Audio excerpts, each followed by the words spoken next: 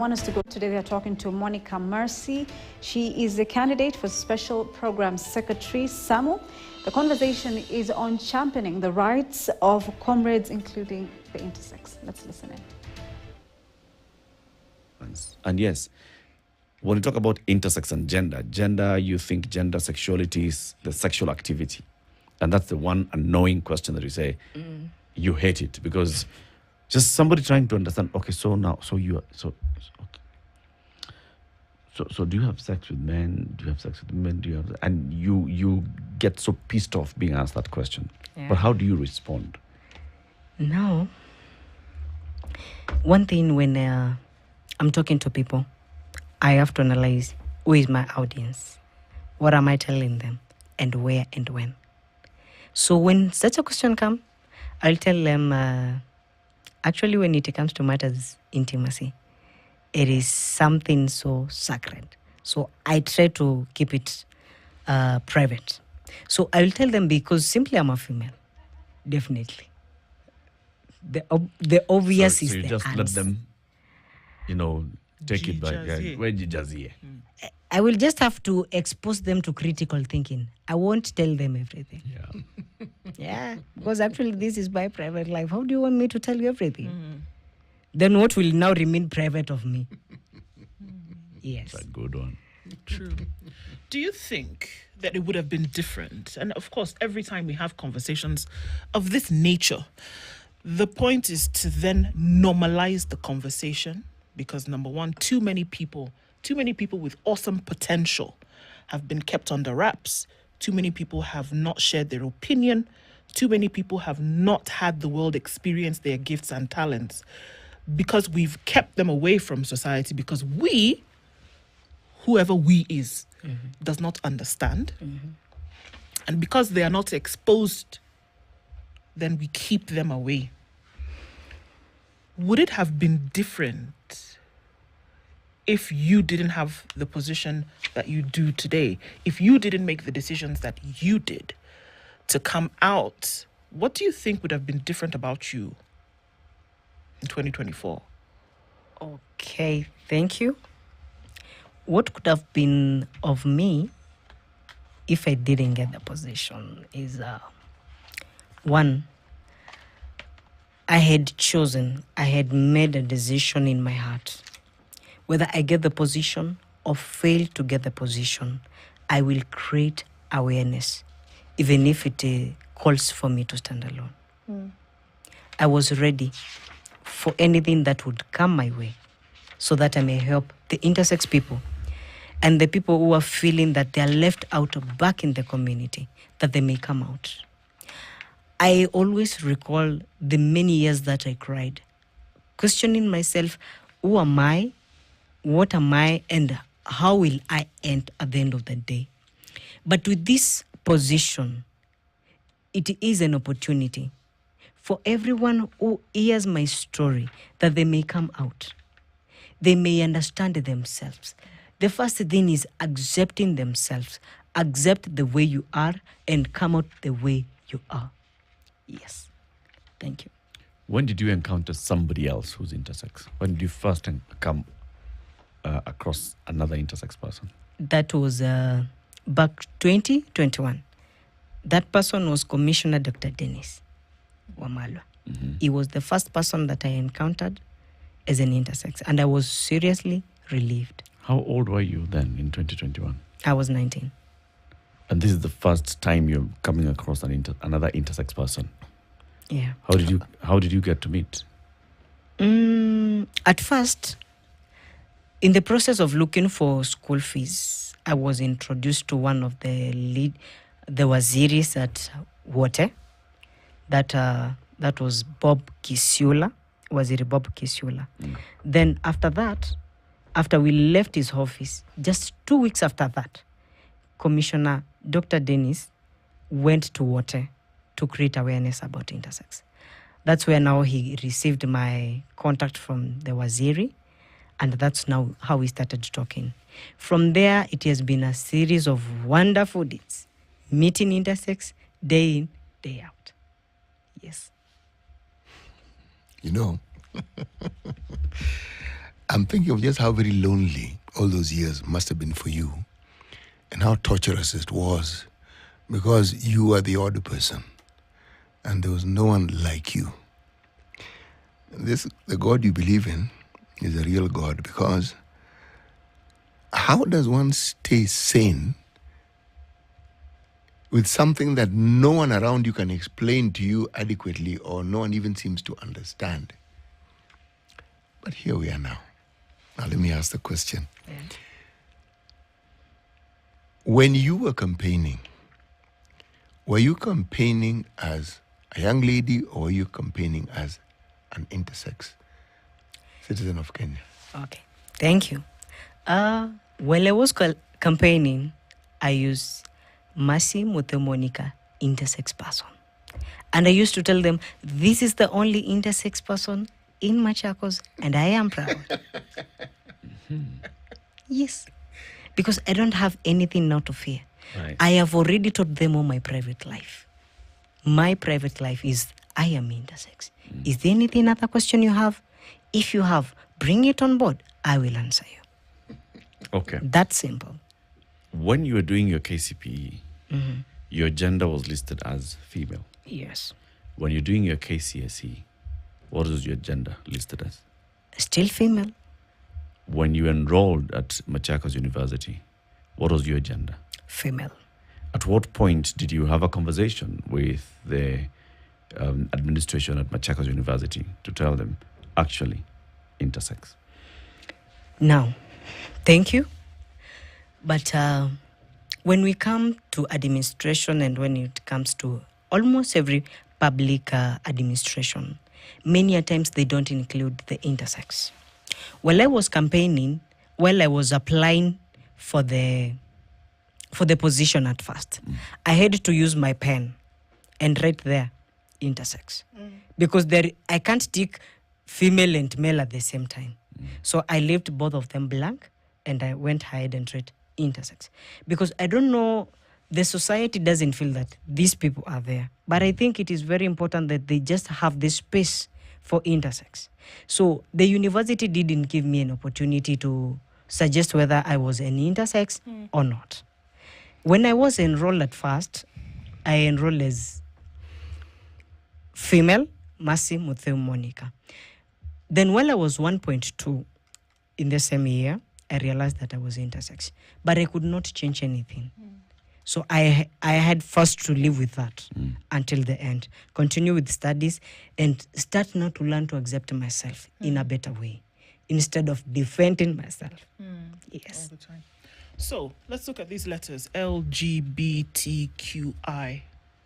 I is usually for intersex. There's been arguments that why do you put intersex here and it should not be? What do you feel about that? Because it's a mainstream conversation today. And it is very clear here for very many that it actually is a physiological manifestation of how you are born. Yes. Right? How do you feel about that? Sometimes it's not put there. A lot of times it is. What do you feel about that? Thank you so much. I feel that the LGBTQ, it's a sexual orientation that one has a choice. I feel that these are individuals who are born male, these are individuals who are born female. And they agreed to change their sexual orientation to something else. Intersex, you don't have an opportunity to change anything. You cannot change your sexual orientation. You remain to be intersex. It is true that intersex go through the corrective surgeries. But even if you go through them, you still remain to be an intersex. Because there is so many anatomy of the body that cannot be changed. Like now, let me use the word breast. Even if I go for the surgery that was supposed to be done then, does it mean now I'm going now to have the breast? The answer is no. I remain to have my anatomy the way I am. I will remain to be just the way I am.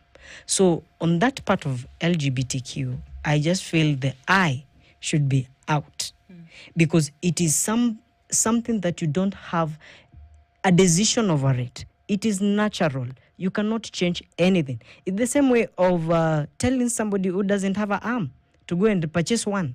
Where are you going to get one from? It is something which is natural. You're going to live with it. You're going to stay with it and die with it. Yeah, so I just feel that the I should be out from the LGBTQ. That's Many my things in suggestion. government. In fact, cases have gone to court and courts have said, look, you have, as government, have got to start recognizing intersex as intersex, starting from the very beginning. I think a judgment by Justice Lenaola a couple of years ago saying the system should now go back and start recognizing you as intersex from your birth certificate to all your academic papers, to your ID, to your passport going forward. Has that happened? So far, I can say yes. Because a number of my friends who are intersex, they have started the journey of changing the names, the ID, and the birth certificate. So I can say yes.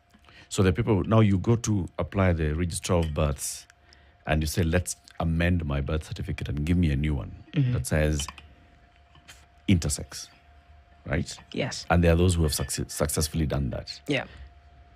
Is it an arduous task for them from what they tell you? Do they have an easy conversation? Do they just walk in across the counter? I want to change this. No, it is not an easy task. Because before you change the registration, before you come up with the changing of names, there needs to be an approval. There needs to be an approval from the medics that they have satisfied you that you're intersex, that you can be approved for changing of the birth certificate and other document. But once they change your birth certificate, which is, it's a bit hectic, but when they are able to change it from there, it becomes easy. But it is seriously takes a lot of time.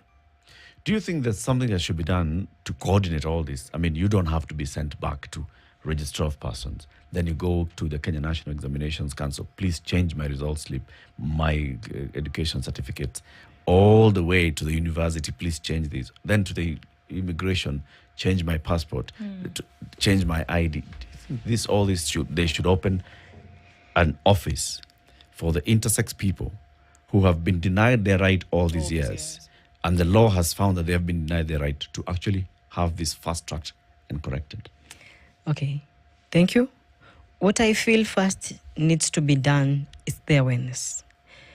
Because if I come to tell you that today I'm not a Mercy, I'm going to be Alex, the question will be how, why, what are the reasons? So when we start it from the background, and that's why we are trained to start it from the medics. When that child is born, then you cannot specify the binary for the sex of the child. Kindly just let it be intersex, because you cannot have a lesbian. You cannot have the, what do I call it? You cannot say this child is a lesbian or that this child is a homosexual. True. If you do not know what you're saying, essentially, sorry, if I'm putting the words in your mouth, just clarify. Yeah. If a medical practitioner at the time of birth of this child has seen the characteristics that qualify this child to be intersex, they should just call it that from the very beginning. Yes. Is that what we're saying? Yes, that is what I'm saying. So that it may become an easy journey for the intersex people to apply for their papers, to apply for the registration and the demonstration everywhere. That's my suggestion.